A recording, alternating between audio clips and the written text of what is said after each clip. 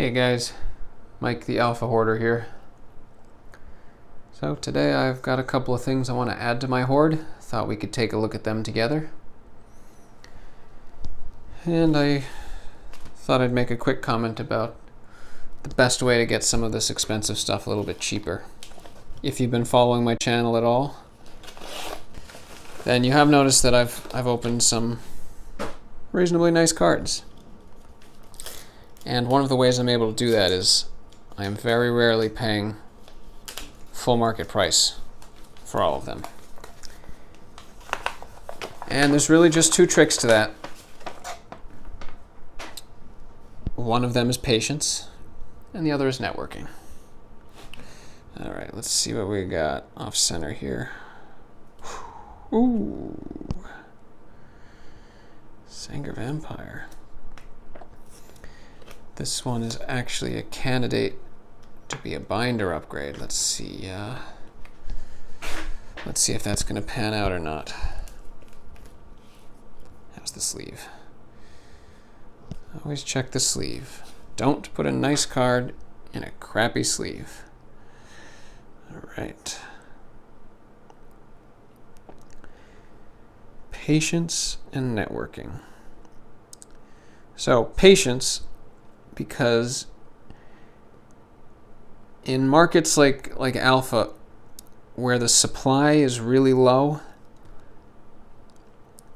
vendors can sort of squat on cards at really high prices, waiting for that sort of infrequent deep pocket collector to come around.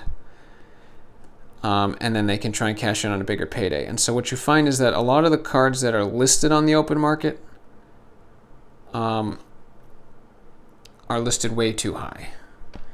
Now, what I've noticed is that a lot of vendors and stores, they'll have a handful of these sort of prize ticket items, and they'll just price them super high and just hope that eventually someone's going to grab it. And then they're making their money and their cash flow from moving, more modern stuff, more regular stuff, other volume stuff. But they're okay sitting on these. There are a handful of vendors, all of whom that I can find I've connected with, that are actually trying to move alpha cards. And so they will price things properly, especially if you can get them off platform, which is number two, the networking. But on the topic of patience, if you can wait, every card will eventually show up at auction. And when it does, you're no longer dealing with that situation of a vendor squatting on a card, just sort of hoping for the deep pocket buyer to stroll by. And so cards are very often going cheaper at auction than at list when listed. Let's just check my binder quick, and then I'll give you the example I have in mind. Let's see, where's my vampire? Oh, there he is.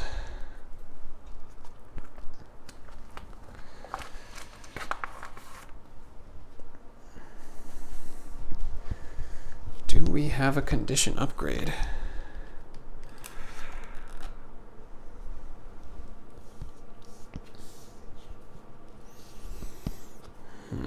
What do you all think?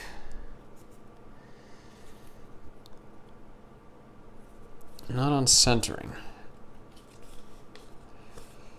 which might actually be a deal killer right there, because the centering is important to me. Well, that's pretty close actually. All right, let's see how our corners look.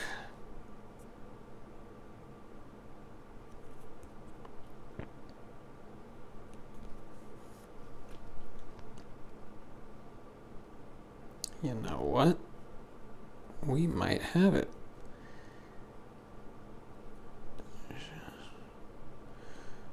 We might have it.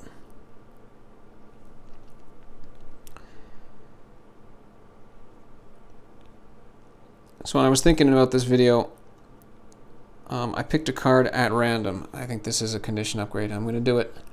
I picked a card at random. I picked Word of Command.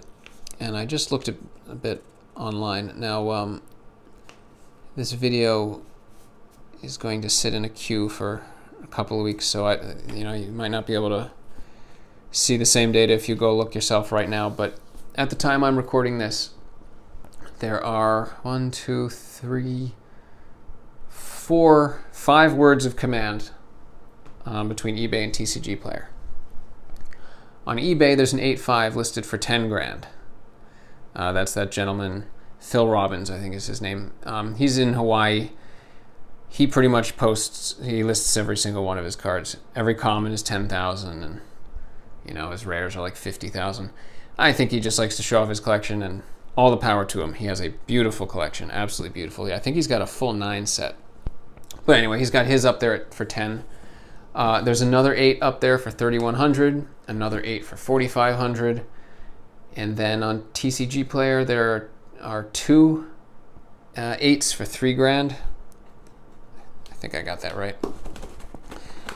But anyway, 3 grand and up, all the way up to 10, but 4,500.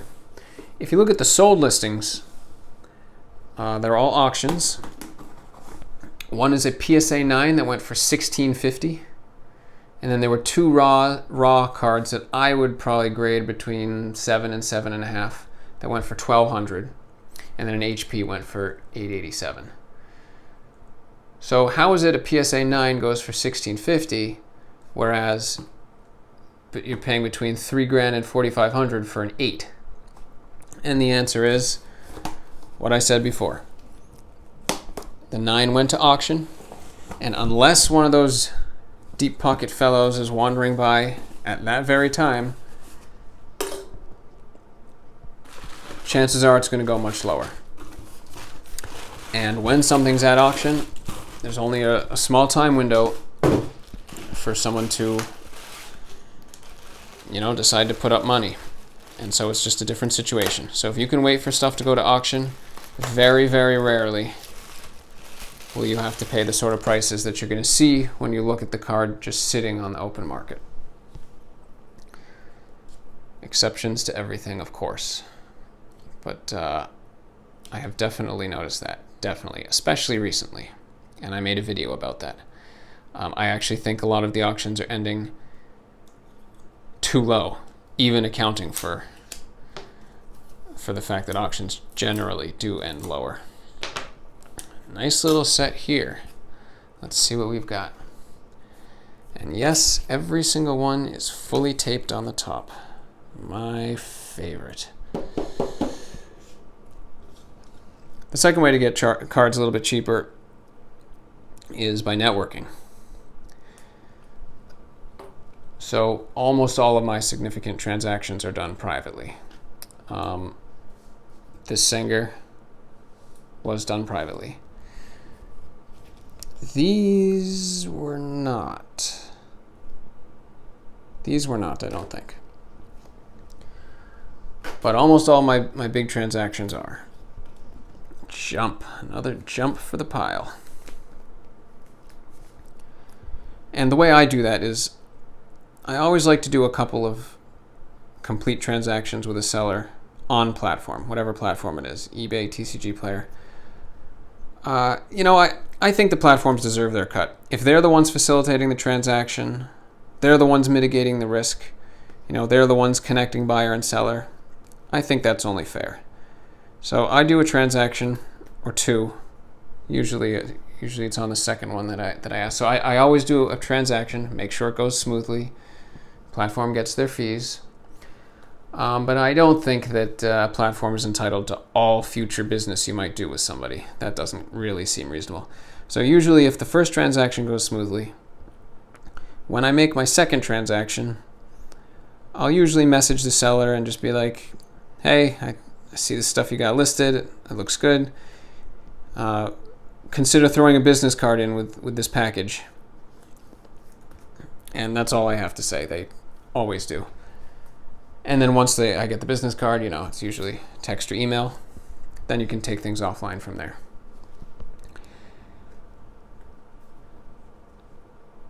And once you do that, prices become much more competitive. First of all, just because it's so much easier. People like dealing with people that they trust and that they've gotten to know a bit. it's just nicer than a fully anonymous online transaction. You're also saving them all kinds of other things in platform fees and risk of fraud and processing fees. You know, a lot of times people will request PayPal friends and family. You know, I don't consider their tax duties to be my responsibility. So if that's what they want, that's what I'm happy to do. And that circumvents processing fees and stuff. Certainly, if somebody wants to get paid in crypto, that's not an option on many of the platforms. Ooh, this is a clean one. Ooh, a little edge up there. And then now, in my case, I have, you know, once you have more of a network, whatever card I'm looking for, I can usually shop it at 2 or 3 places these days, even the ones that are really hard to get. Not always, of course, especially if you're talking about Alpha. But just the ability to, you know, look at this guy's list and this guy's list, and you can sort of pick and choose. You can see where, you know, one guy might be underpricing a couple things and overpricing a few others, and the other way around over here. And it just gives you the opportunity to take advantage of some of those options. A lot of people do this through Facebook groups. I'm really not on social media. I don't like Facebook. I've tried going on there just to see, and I could see that being a really useful platform, but it's not something that I've used. But I think that's pretty much it. Yeah, nice little addition to the hoard today.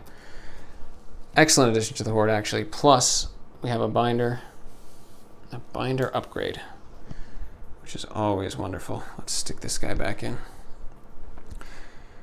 So yeah, that would be my advice to you. If you're trying to get some of the higher end stuff, you need patience, and you need to spend some time building up a network so that you can do some of this stuff privately. Most high value transactions in Magic are taking place privately. I've heard Rudy say that before. It's definitely true in my case, and from what I gathered from speaking with the people I deal with, it is definitely just the truth. The platforms are a nice way to get started, to do smaller transactions, but if you're trying to get into this and you want to get the lowest possible cost basis, and you want some of the hardest things to find, you really need to be dealing directly with the dealers that are in this space.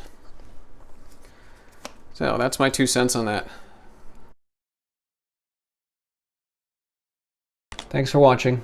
If you're enjoying my content and you want to see more videos, then consider donating a Bugatti Veyron, or any other supercar really, and I'll feature it in a video.